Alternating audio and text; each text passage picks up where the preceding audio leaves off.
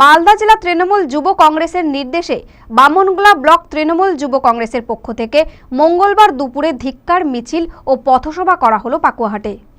গত 24 তারিখ বিজেপির রাজ্য সভাপতি সুকান্ত মজুমদার স্বামী বিবেকানন্দর প্রতি কুরুচিকর মন্তব্য ও অসম্মান প্রদর্শন করে।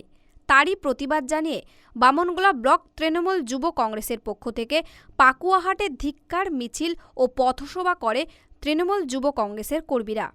এই ধিক্কার সমাবেশে উপস্থিত ছিলেন বামনগোলা ব্লক তৃণমূল যুব কংগ্রেসের সভাপতি সমীর কর্মকার সহ অন্যান্য কর্মীরা। আজকে আমাদের মালদা জেলা তৃণমূল যুব কংগ্রেসের নির্দেশে বামনগোলা ব্লকে তৃণমূল যুব কংগ্রেসের উদ্যোগে ধিক্কার মিছিল, এবং এটির কারণ হচ্ছে গত 24 তারিখে বিজেপি রাজ্য সভাপতি সুকান্ত মজুমদার মহাশয় উনি স্বামীজির নামে কুকথা বলেছেন এবং মনীষীদের অসম্মানজনক কথাবার্তা উনি বলেছেন। তাই আমাদের আজকে যুব সমাজ আমরা আজকে ধিক্কার মিছিলে অংশগ্রহণ করেছি। আগামী দিনে আরও বৃহত্তর আন্দোলনে আমরা যাব। আপনার নাম ও পরিচয়? সমীর কর্মকার, বাংলা ব্লক তৃণমূল যুব কংগ্রেস।